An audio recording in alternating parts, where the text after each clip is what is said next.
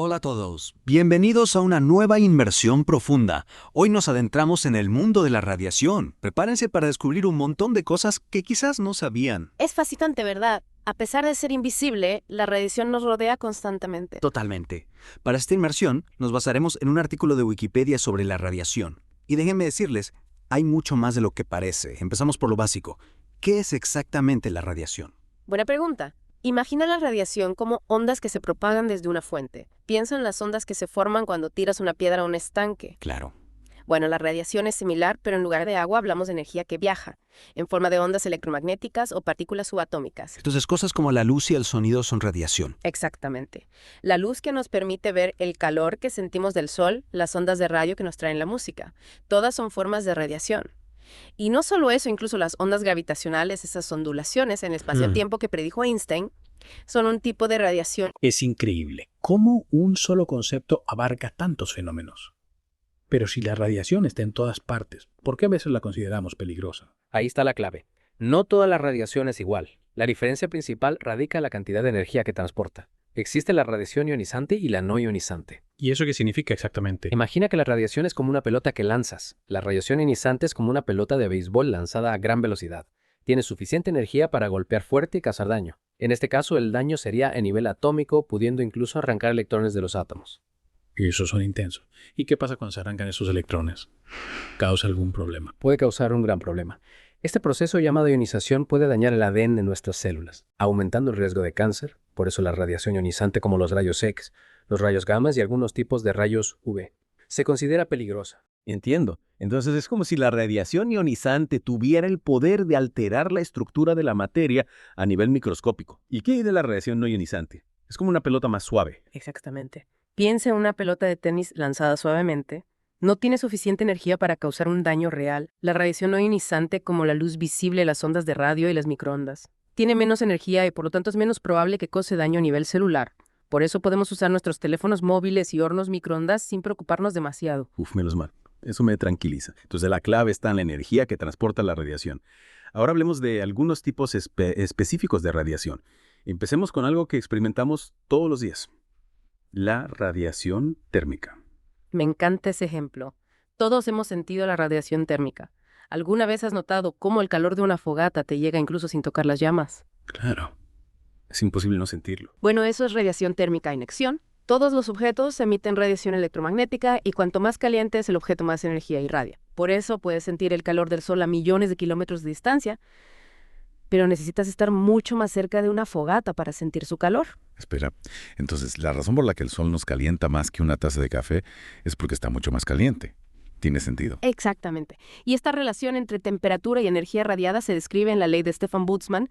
No te preocupes por los detalles matemáticos, pero la idea principal es que la energía radiada aumenta drásticamente a medida que la temperatura del objeto aumenta. ¡Wow! Es fascinante cómo conceptos de la física tan complejos están presentes en algo tan cotidiano como sentir el calor del sol. Y hablando de cosas que vienen del espacio, ¿qué me dices de la radiación cósmica?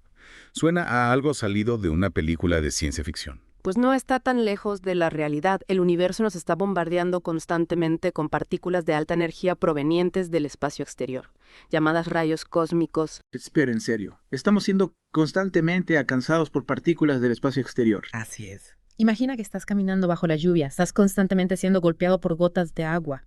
Con los rayos cósmicos es similar, solo que en lugar de gotas de agua son partículas de alta energía. ¿Y de dónde vienen estas partículas? De estrellas lejanas. De muchas fuentes, incluyendo estrellas que explotan agujeros negros y otras galaxias. De hecho, el descubrimiento de los rayos cósmicos se remonta a principios del siglo XX, gracias a un físico intrépido llamado Victor Hess. ¿Y qué hizo Hess para descubrirlos? Hess realizó un experimento audaz. Para probar que los rayos cósmicos venían del espacio, se elevó en un globo aerostático a gran altitud y midió la radiación. Descubrió que la intensidad de la radiación aumentaba a medida que ascendía, lo que confirmaba que los rayos cósmicos provenían del espacio exterior. ¡Qué valiente! No me imagino flotando en un globo a miles de metros de altura para hacer un experimento científico. Fue un pionero, y gracias a su valentía ahora sabemos que estamos constantemente bajo el bombardeo de estas partículas cósmicas. Es un poco inquietante pensar que estamos expuestos a esta radiación espacial todo el tiempo. ¿Hay algo que nos proteja de ella? Sí. Afortunadamente la Tierra tiene un escudo protector, su campo magnético. Los rayos cósmicos, al ser partículas cargadas, son desviados por el campo magnético de la Tierra, protegiéndonos de una gran parte de ellos. Fue menos mal. Entonces, el campo magnético es como nuestro superhéroe invisible que nos protege de la radiación cósmica. Ahora hablemos de otro tipo de radiación que suele generar mucha preocupación, la radiación nuclear. La radiación nuclear proviene de núcleos atómicos inestables. Para entenderla mejor, debemos adentrarnos en el mundo de la desintegración radiactiva, el proceso por el cual estos núcleos inestables liberan energía para alcanzar un estado más estable. Desintegración. Eso significa que los átomos se rompen. En cierto modo, sí. Imagina que tienes un castillo de naipes inestable. Con el tiempo, algunas cartas se caerán para que la estructura se vuelva más estable. En la desintegración radiactiva, los núcleos inestables liberan energía y partículas para reorganizarse y volverse más estables. Interesante analogía. ¿Y qué tipos de cartas se caen en este proceso? Existen 3 tipos principales de desintegración: alfa, beta y gamma. Cuéntame más sobre ellas. En la desintegración alfa, el núcleo atómico emite una partícula alfa, que es como un pequeño paquete de 2 protones y 2 neutrones. ¿Y eso qué significa para el átomo? Significa que el átomo se transforma en un elemento diferente. Pierde 2 protones, lo que cambia su identidad. Piensa en ello como una metamorfosis atómica. ¡Wow! Yeah. Es como si el átomo se reinventara a sí mismo. ¿Y qué hay de la desintegración beta? En la desintegración beta, un neutrón del núcleo se transforma en un protón o viceversa, emitiendo un electrón o un positrón. Entonces, en este caso, también cambia la identidad del átomo. Exactamente. Al cambiar el número de protones, el átomo se convierte en un elemento diferente. Increíble. La radiación nuclear sí que tiene el poder de transformar la materia a un nivel fundamental. ¿Y qué hay de la desintegración gamma? Es igual de dramática. La desintegración gamma es un poco diferente. En este caso, el núcleo atómico libera energía en forma de un fotón de alta energía, un rayo gamma. Y eso cambia el átomo. Y en la desintegración gamma, el átomo no cambia su identidad, simplemente libera energía para estabilizarse. Entiendo. Entonces, en la desintegración alfa y beta, el átomo se transforma en un elemento diferente, mientras que en la desintegración gamma simplemente libera energía. Fascinante. Pero, ¿qué pasa con los seres vivos? ¿Cómo nos afecta la radiación nuclear? Esa es una pregunta importante que abordaremos en detalle en la próxima parte de nuestra inversión. Perfecto. Entonces nos quedamos con la intriga. No se pierdan la próxima parte de The Deep Dive, donde exploraremos los efectos de la radiación nuclear en los seres vivos. De vuelta a The Deep Dive. ¿Listos para adentrarnos en los efectos de la radiación nuclear en los seres vivos? Más que listo. La verdad que me has dejado con la intriga. Sé que la radiación nuclear puede ser peligrosa, pero sí. ¿Cómo exactamente? Bueno, como mencionamos antes, la radiación ionizante como la que se libera en la desintegración radiactiva, tienes suficiente energía para dañar el ADN de nuestras células. Y ese daño al ADN puede provocar problemas de salud. Exactamente. Cuando el ADN se daña a las células, pueden comportarse de forma errática. A veces el daño se repara, pero otras veces la célula puede morir. O peor aún, comenzar a dividirse sin control, lo que puede dar lugar a un tumor. Entonces, la radiación nuclear puede causar cáncer. Sí, la exposición a altas dosis de radiación nuclear puede aumentar el riesgo de desarrollar cáncer. Pero también hay que tener en cuenta que estamos expuestos a bajos niveles de radiación de forma natural, proveniente del espacio de la Tierra, incluso de nuestros propios cuerpos. En serio, nuestro cuerpo emite radiación. Así es. Algunos elementos radiactivos como el potasio 40 están presentes de forma natural en nuestros cuerpos y emiten pequeñas cantidades de radiación. Pero no te preocupes, esta radiación natural es muy baja y no representa un riesgo para la salud. Me alivia saberlo. Entonces la clave está en la dosis de radiación. Exacto. Los efectos de la radiación dependen de la dosis, el tiempo de exposición y la parte del cuerpo expuesta. Dosis bajas de radiación como las que se utilizan en radiografías médicas. Generalmente se consideran seguras ya que los beneficios del diagnóstico superan los riesgos.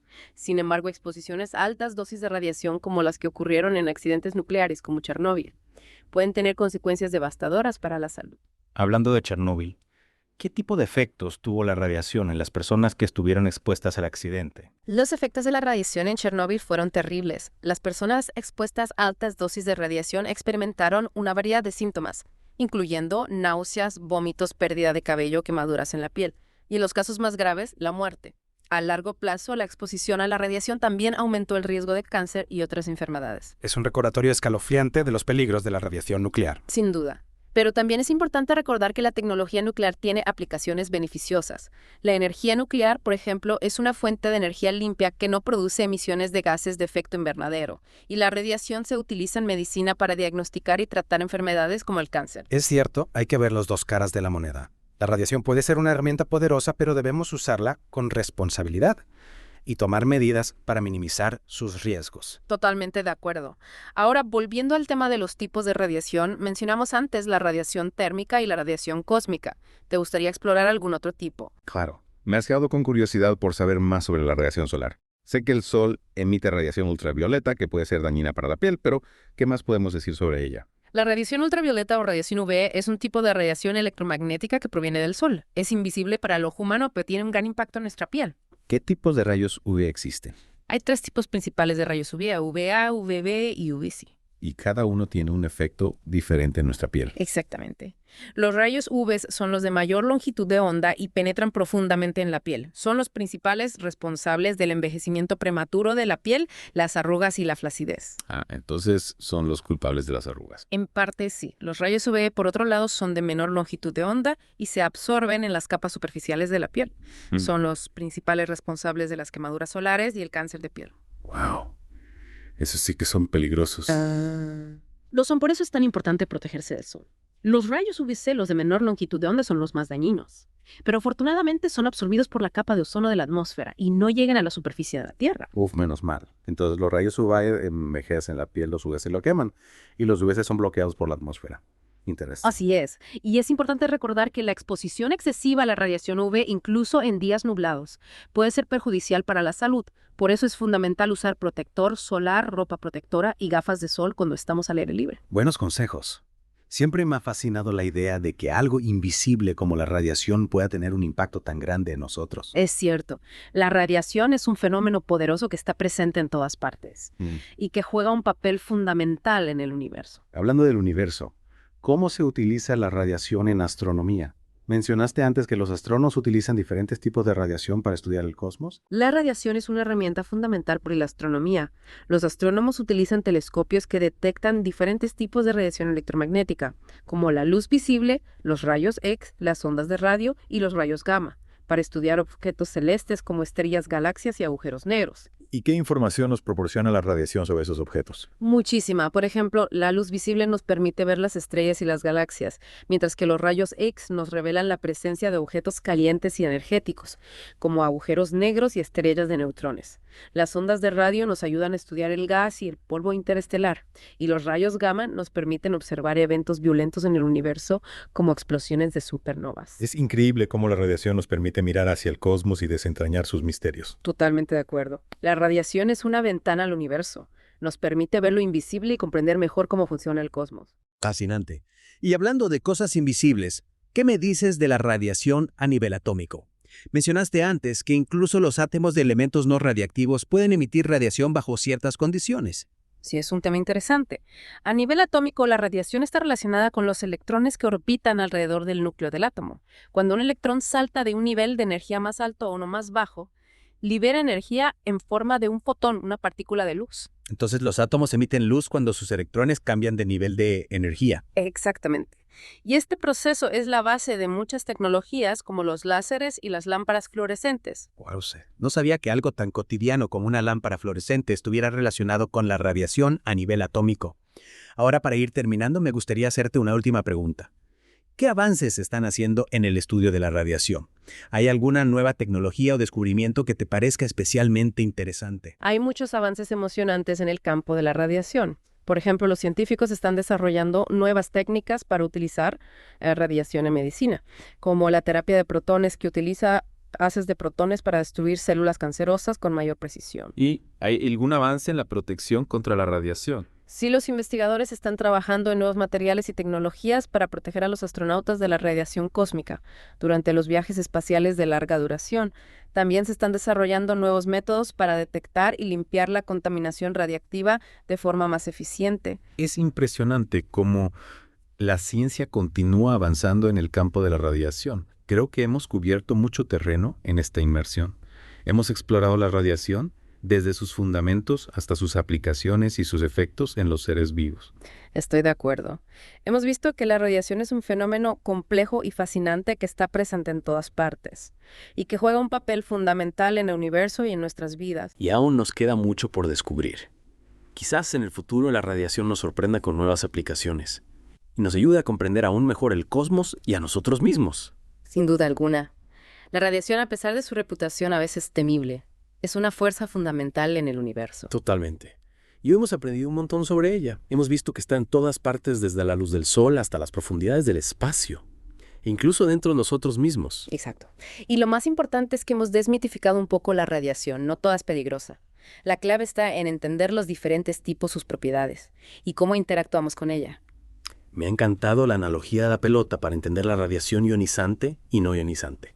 La pelota de béisbol para la que puede causar daño y la de tenis para la que es más suave. Me alegra que te haya servido. A veces simplificar los conceptos ayuda a comprender mejor la complejidad de la ciencia. Sin duda.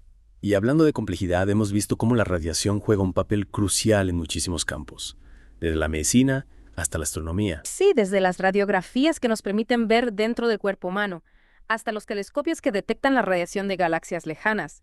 La radiación se ha convertido en una herramienta indispensable para la ciencia y la tecnología. Es increíble cómo algo que no podemos ver a simple vista nos ha abierto las puertas a un universo de conocimiento. Totalmente. Y lo más emocionante es que aún queda mucho por descubrir. ¿Quién sabe qué nuevas aplicaciones y tecnologías surgirán en el futuro, gracias al estudio de la radiación? Sin duda, el futuro de la radiación es brillante. Y para terminar nuestra inmersión de hoy, me gustaría dejar a nuestros oyentes con una pregunta para reflexionar. Me parece una excelente idea. Si el campo magnético de la Tierra, nuestro escudo protector contra la radiación cósmica, se debilitara aún más, ¿qué consecuencias tendría para la vida en nuestro planeta? Es una pregunta que invita a la reflexión y que nos recuerda la importancia de cuidar nuestro planeta y entender las fuerzas que nos rodean. Exacto.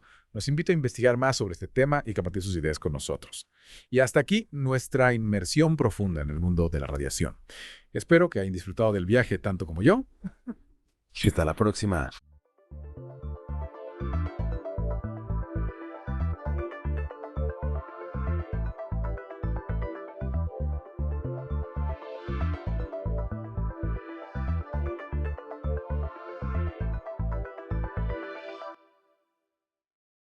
Hola a todos, bienvenidos a nuestra inmersión de hoy.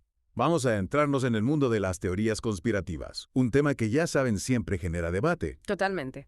Para esta inmersión vamos a explorar un extracto de la Wikipedia en español sobre teoría conspirativa. Y bueno, como veremos, es un tema más complejo de lo que parece. Nuestra misión hoy es entender qué son exactamente las teorías conspirativas, cómo podemos evaluar su validez, por qué son tan atractivas y, por supuesto, por qué generan tanta controversia. Y fíjate que me parece fascinante que incluso el propio término teoría conspirativa esté sujeto a una teoría de conspiración en sí mismo. Eso ya nos da una idea de lo intrincado que puede ser este tema. Empecemos por lo básico. ¿Qué define a una teoría conspirativa? ¿De qué estamos hablando realmente? Bueno, para entenderlo primero tenemos que analizar el concepto de conspiración. La palabra en sí misma ya tiene una connotación negativa, ¿no? Implica un acuerdo secreto, generalmente con fines ilícitos o para perjudicar a alguien. Sí, definitivamente. Conspiración ya nos predispone a pensar en algo turbio y oculto. Precisamente. Y cuando hablamos de una teoría conspirativa, nos referimos a una explicación alternativa para un evento. Una explicación que a menudo involucra a grupos poderosos y siniestros actuando en secreto y que suele contradecir las explicaciones más convencionales o aceptadas. Es como si buscáramos una explicación secreta y malévola detrás de lo que se nos ha contado. Exactamente. Y aquí es interesante contrastar las teorías conspirativas con lo que Noam Chomsky llama análisis institucional. Chomsky, un lingüista y filósofo político de renombre, argumenta que en lugar de buscar conspiraciones ocultas, deberíamos centrarnos en analizar el comportamiento público de las instituciones a lo largo del tiempo. O sea, en vez de buscar conspiraciones secretas, deberíamos analizar lo que las instituciones hacen abiertamente y cómo eso afecta a los acontecimientos. Correcto. Chomsky incluso va más allá y sugiere que el término teoría conspirativa se utiliza a menudo como una herramienta para descartar argumentos sin realmente analizar la evidencia. Es como si se utilizara el término para silenciar ideas que no se ajustan a la narrativa dominante, ¿no? Exacto. Y esto nos lleva a una pregunta crucial. ¿Cómo podemos evaluar la validez de una teoría conspirativa? ¿Qué criterios podemos utilizar para determinar si una teoría tiene fundamento o no? Esa es una pregunta clave. A veces las teorías conspirativas pueden sonar tan descabelladas que cuesta tomarlas en serio, pero por otro lado también sabemos que algunas conspiraciones han resultado ser ciertas. ¿Cómo podemos discernir entre lo plausible y lo fantasioso? Es un desafío sin duda. No existe una fórmula mágica, pero hay herramientas que nos pueden ayudar a evaluar las teorías conspirativas con mayor rigor. Una de ellas es la famosa navaja de Occam, un principio que nos dice que ante varias explicaciones posibles, la más simple suele ser la más probable. Si hay una explicación sencilla y lógica para un evento, probablemente esa sea la correcta, sin necesidad de recurrir a complejas tramas conspirativas. Exactamente. También es fundamental analizar la metodología utilizada para presentar la evidencia que sustenta una teoría conspirativa. Es una metodología sólida. Hay un estándar claro para determinar qué probaría o refutaría la teoría. Claro, una teoría sin pruebas sólidas no es muy convincente, por muy atractiva que pueda parecer la historia que cuenta. Otro elemento a considerar es el papel de los denunciantes, o whistleblowers. Si una conspiración involucra a un gran número de personas, es realmente posible que nadie haya filtrado información. Es cierto. Mientras más gente esté involucrada en una conspiración, más difícil sería mantenerla en secreto, ¿no? Precisamente. Sin embargo, hay que tener en cuenta que la ausencia de denunciantes no siempre significa que no haya una conspiración. Hay ejemplos históricos de conspiraciones que se mantuvieron en secreto durante mucho tiempo, como la operación Incultra de la CIA, que involucró experimentos con control mental. Espera. ¿La CIA realmente llevó a cabo experimentos de control mental? Sí, es un ejemplo de una conspiración verificada, es decir, una conspiración que se ha comprobado que realmente ocurrió. Increíble. Y hay otros ejemplos de conspiraciones que resultaron ser ciertas. Por supuesto. El asesinato de León Trotsky orquestado por la policía secreta soviética es otro ejemplo. Y no podemos olvidar los protocolos de los sabios de Sion, un documento falso creado para fomentar el antisemitismo, que a pesar de ser una falsificación, tuvo un impacto real en la historia. Estos ejemplos nos muestran que las conspiraciones no son solo fantasías, sino que pueden tener consecuencias muy reales.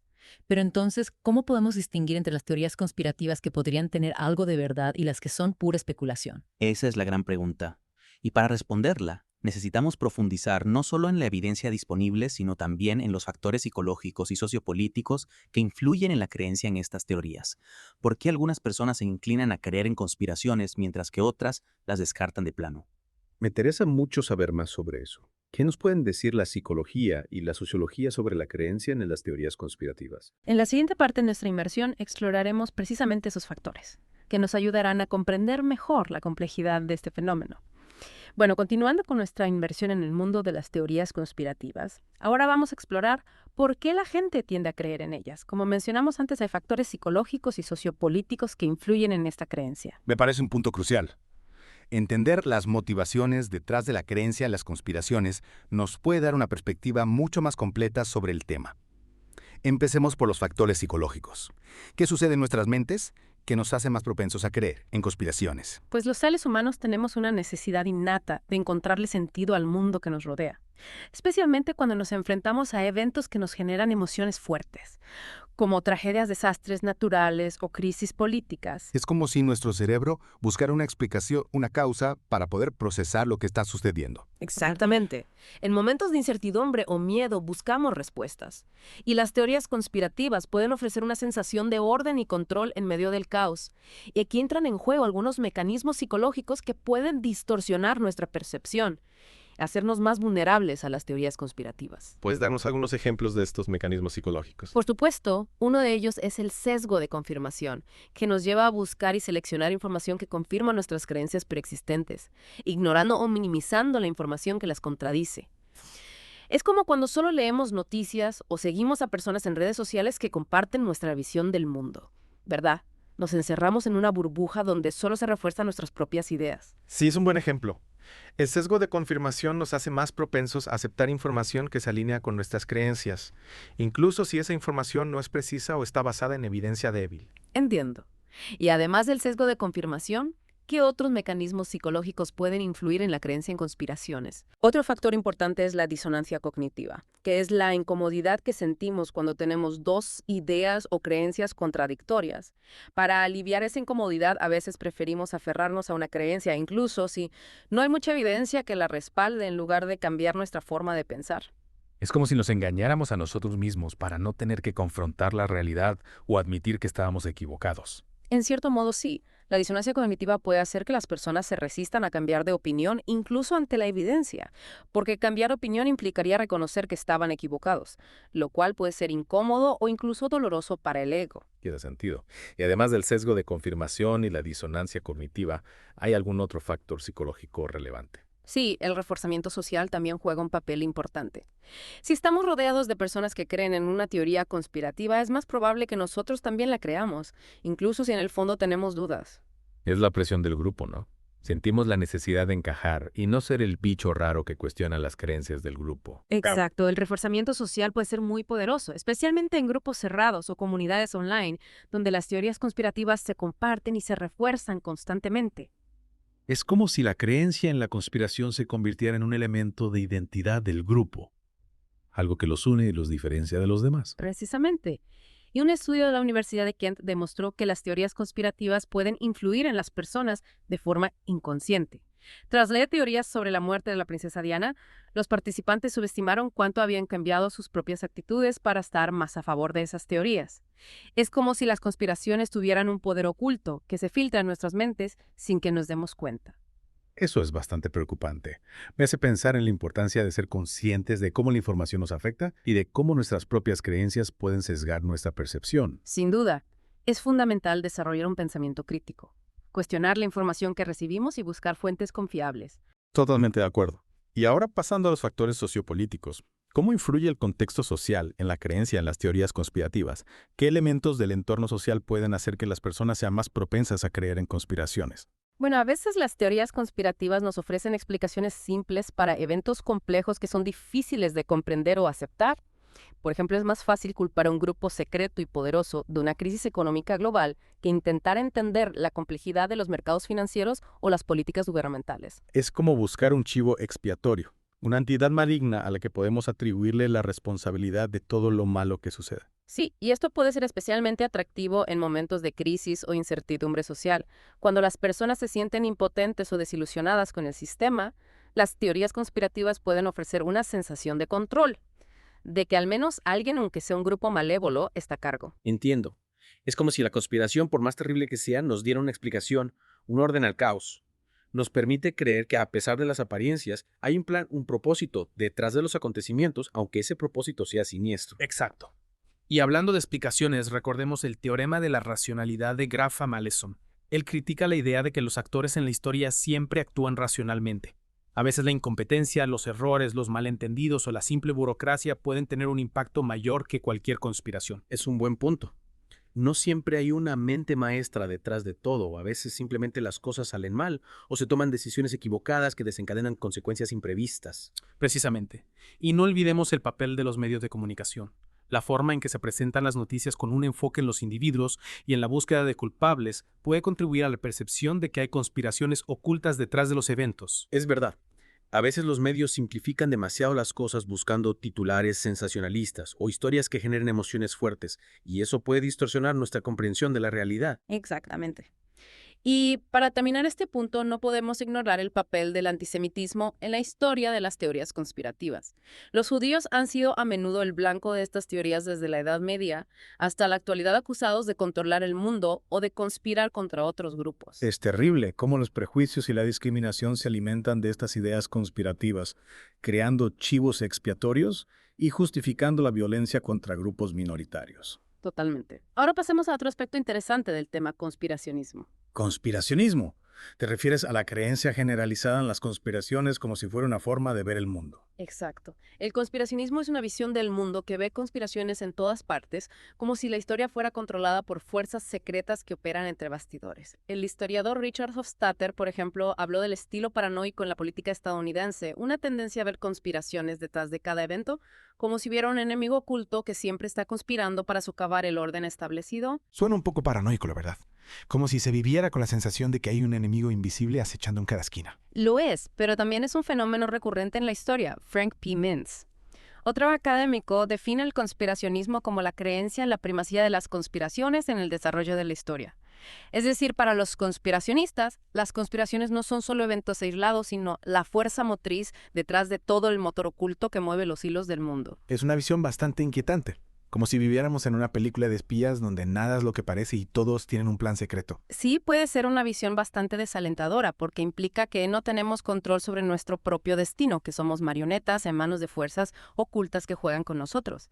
Y aunque es importante ser crítico con las teorías conspirativas, también es importante recordar que algunas conspiraciones sí han sido reales y comprobadas. Claro, como ya hemos visto con ejemplos como MK Ultra, el asesinato de Trotsky y los protocolos de los sabios de Sia Yun.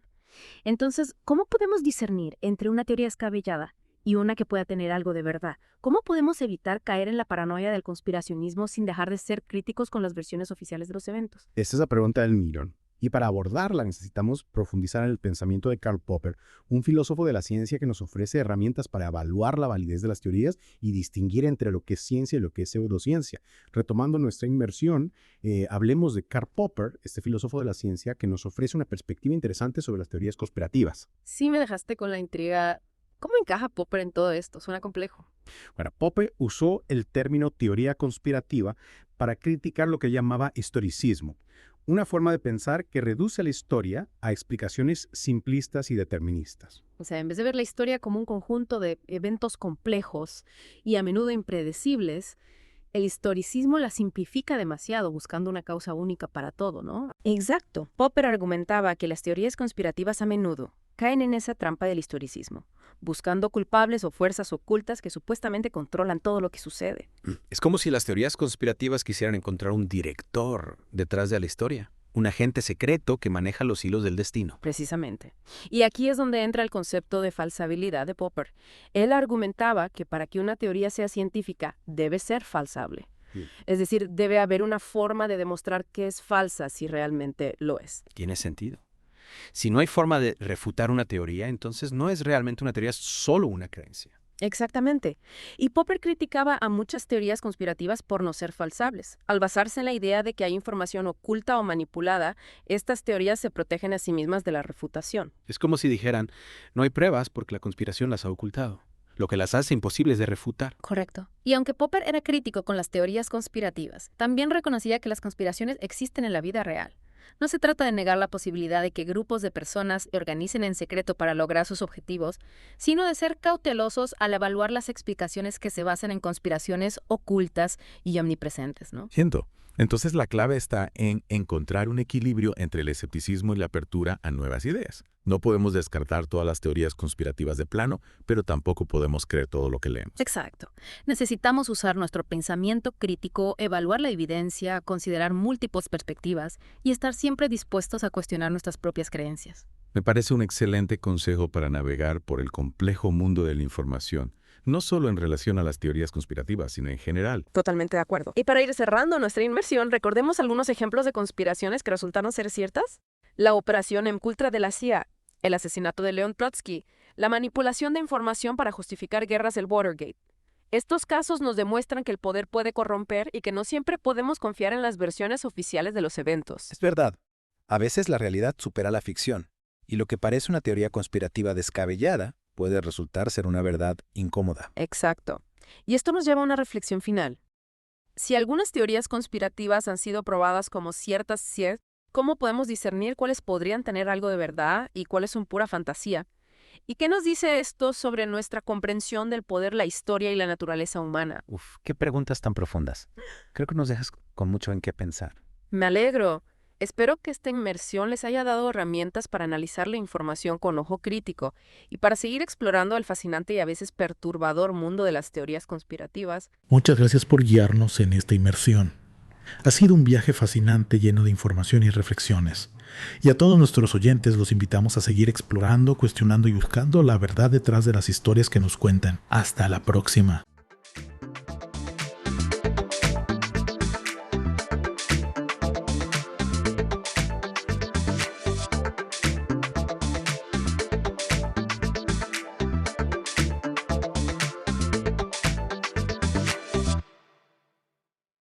Bienvenidos a una nueva inmersión. Esta vez nos adentramos en la fascinante selva amazónica. Un ecosistema lleno de vida y con una historia increíble. Exacto, usaremos como guía principal el artículo de Wikipedia sobre la Amazonía. Prepárense para descubrir sus secretos. Empecemos con lo básico. ¿De qué tamaño estamos hablando? La Amazonía es gigantesca, abarca la friolera de 7 millones de kilómetros cuadrados. Eso es más grande que toda Europa occidental. Impresionante. Y esa inmensidad se extiende por 9 países de Sudamérica. Aunque la mayor parte está en Brasil, ¿no? Correcto, alrededor del 60% de la selva amazónica se encuentra en territorio brasileño. Y hablando de inmensidad, ¿qué me dices de su biodiversidad? Prepárate para alucinar. La Amazonía alberga aproximadamente 390.000 millones de árboles. 1.000 millones. Espera un segundo. ¿Puedes repetir eso? 390.000 millones de árboles. Y no solo eso, se estima que hay unas 16.000 especies diferentes de árboles. Es una cantidad inimaginable de vida. Sin duda, es un verdadero tesoro de biodiversidad. ¿Y a qué se debe esta increíble variedad de vida? Bueno, hay varias teorías. Algunos científicos apuntan a factores geográficos. ¿Cuáles? Su ubicación ecuatorial, por ejemplo. La Amazonía se encuentra justo en el corazón de los trópicos. Donde recibe la mayor cantidad de luz solar durante todo el año. Exacto. Y también la influencia de la cordillera de los Andes juega un papel importante. Los Andes. ¿Cómo Ey. influyen en la selva? Imagina las montañas como un muro gigante que atrapa la humedad proveniente del Océano Atlántico. Creando así un clima húmedo y cálido perfecto para vida vegetal. Exacto. Y esa humedad junto con las altas temperaturas crean una variedad de microclimas que permiten que prosperen miles de especies. Fascinante. Y no podemos olvidar la inmensa red fluvial que atraviesa la Amazonía, Claro, los ríos son las venas de este ecosistema. transportando nutrientes y creando una gran variedad de hábitats. Exacto. Y toda esta combinación de factores ha creado un ambiente ideal para la vida, Un ambiente que ha permanecido estable durante millones de años. lo que ha permitido que la evolución siga su curso, dando lugar a la increíble biodiversidad que vemos hoy. Pero hablemos ahora de los habitantes humanos de este ecosistema. Durante mucho tiempo se pensó que la Amazonía era un territorio virgen. Habitado solo por pequeñas tribus nómadas. ¿Qué tan cierto es eso? Bueno, esa era la visión tradicional, pero investigaciones recientes han desmentido por completo esa idea. ¿En serio? Sí, la Amazonía ha estado habitada por poblaciones mucho más grandes y complejas de lo que imaginábamos. Hay pruebas de eso. Claro. Los hallazgos arqueológicos revelan la existencia de asentamientos densos, sociedades organizadas. Edades. Exacto. Ciudades enteras ocultas bajo la espesura de la selva. Increíble. ¿Y de cuándo datan estos asentamientos? Algunos se remontan a miles de años atrás. ¡Guau! Es decir, que la historia de la Amazonía y sus habitantes es mucho más antigua de lo que se creía. Sin duda alguna, estos descubrimientos están cambiando nuestra comprensión de la historia de la región. ¿Podrías darnos un ejemplo de estos descubrimientos? Claro. Un ejemplo impactante son los yacimientos del Valle de Upano en Ecuador. ¿Qué tienen de especial estos yacimientos? Datan de una época anterior a las sociedades amazónicas complejas que conocíamos. Más antiguos que cualquier otra civilización amazónica conocida. Exacto. Estos hallazgos sugieren que la complejidad social en la Amazonía se desarrolló mucho antes de lo que pensábamos. Fascinante.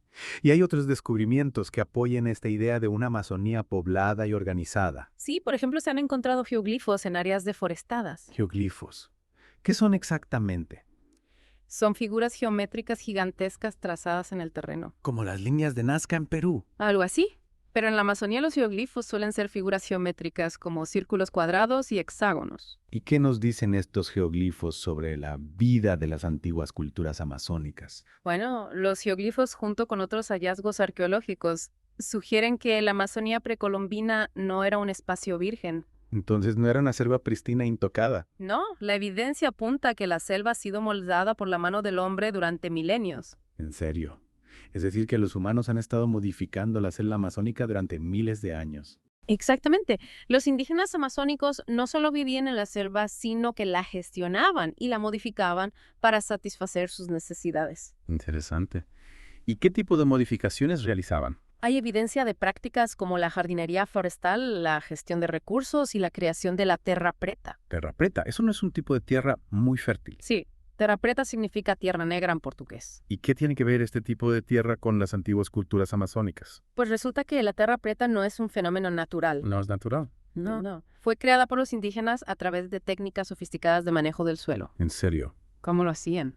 Incorporaban carbón vegetal, restos de cerámica y otros materiales orgánicos al suelo. Y eso creaba la terra preta. Exactamente. Estos materiales enriquecían el suelo haciéndolo increíblemente fértil. Increíble. Es decir, que estaban modificando el ecosistema para hacerlo más productivo. Exactamente. Este conocimiento ancestral nos da una nueva perspectiva sobre la relación entre el ser humano y la naturaleza en la Amazonía. Una relación mucho más compleja e interconectada de lo que se pensaba. Sin duda. Y esto nos lleva a la siguiente parte de nuestra inmersión, la diversidad de culturas que han habitado este vasto territorio. Claro, la Amazonía es hogar de una gran variedad de pueblos indígenas, cada uno con sus propias tradiciones y formas de vida. Empecemos por hablar de los Yanomami. Un grupo indígena que vive entre Venezuela y Brasil, ¿no? Correcto. Son aproximadamente 32.000 individuos que habitan la selva amazónica en la frontera entre ambos países. ¿Y qué los hace especiales? Bueno, son conocidos por sus prácticas culturales únicas. ¿Cómo cuáles? Su cosmovisión, su sistema de parentesco y sus rituales chamánicos, por ejemplo. Suena fascinante. Sin duda.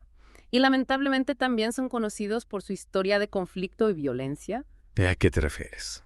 Los Yanomami han sido víctimas de la invasión de sus tierras, la enfermedad y la violencia por parte de mineros ilegales y otros grupos. Una historia que lamentablemente se repite en muchos rincones del mundo. Sí. Es un recordatorio de la importancia de proteger los derechos y la cultura de los pueblos indígenas. Y la llegada de los europeos a América tuvo un impacto devastador en las poblaciones indígenas. Sin duda. Las enfermedades traídas por los colonizadores diezmaron a comunidades enteras. Enfermedades como la viruela, el tifus y la malaria. Exacto. Para las que los indígenas no tenían defensas. Una tragedia que no debemos olvidar. Absolutamente. Hablaremos ahora de otro grupo indígena que habita la Amazonía, los Mundurucú. Una tribu guerrera que dominaba la región del río Tapajós en Brasil. Guerrera. Eran conocidos por su ferocidad en la batalla. Sí, eran temidos por sus enemigos y respetados por sus aliados. ¿Y qué sucedió con ellos? Bueno, su historia toma un giro oscuro con la llegada de los colonizadores y la expansión de Brasil hacia el interior del Amazonas. Fueron sometidos por las fuerzas brasileñas. Exactamente. A principios del siglo XIX, los Mundurucú fueron derrotados y obligados a vivir en reservas. Una historia que refleja las tensiones y los conflictos que han marcado la historia de la Amazonía. Sin duda. Y al hablar de estos pueblos, es fundamental hacerlo con respeto y sensibilidad, reconociendo su rica historia y la importancia de preservar sus culturas. Totalmente de acuerdo. Y hablando de proteger sus culturas, ¿qué hay de la propia selva? ¿Cómo está la Amazonía hoy en día? Bueno, no podemos ignorar los desafíos que enfrenta la Amazonía en la actualidad. Desafíos. ¿Te refieres a la deforestación? Exactamente, la deforestación es sin duda la amenaza más grave para este ecosistema.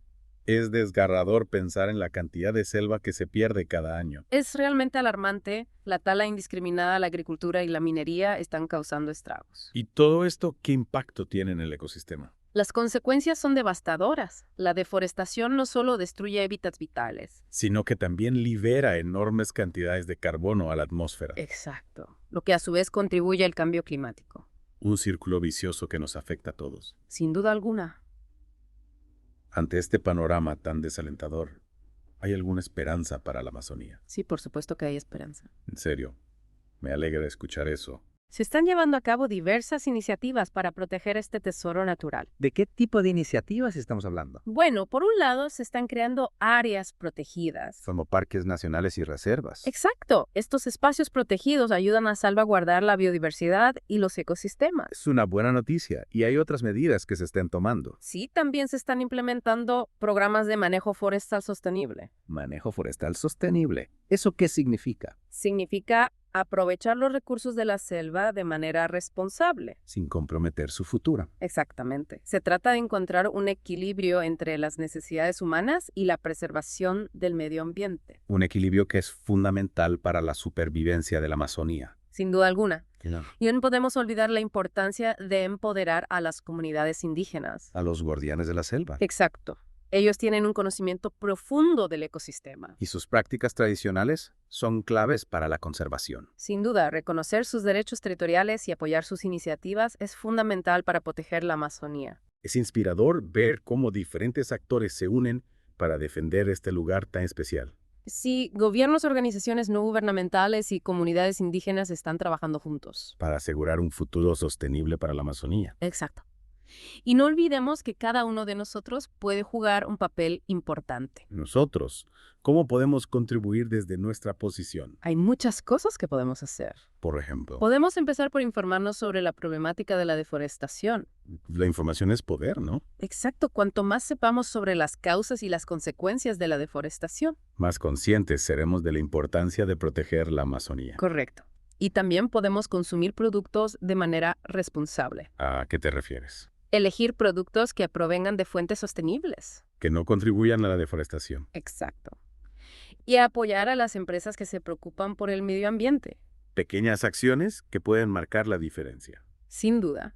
Y por supuesto, también podemos apoyar a las organizaciones que trabajan en la conservación de la Amazonía. A través de donaciones o voluntariado. Exactamente. Cualquier ayuda es valiosa. Y no olvidemos la importancia de difundir el mensaje. Hablar con nuestros amigos y familiares sobre la importancia de proteger la Amazonía. Generar conciencia es fundamental para lograr un cambio real. Totalmente de acuerdo. La Amazonía nos necesita a todos. Un tesoro que debemos proteger para las generaciones futuras. Sin duda alguna. Ha sido un viaje increíble por la Amazonía. Hemos aprendido tanto sobre su historia, su cultura y su biodiversidad. La verdad es que me ha dejado con la cabeza llena de información. Y el corazón conmovido por la belleza y la fragilidad de este ecosistema. Sin duda alguna, la Amazonía es un lugar único en el mundo. Un tesoro que debemos proteger a toda costa. Y hablando de proteger, ¿qué podemos hacer nosotros como individuos para contribuir a su conservación? Bueno, ya hemos mencionado algunas acciones concretas.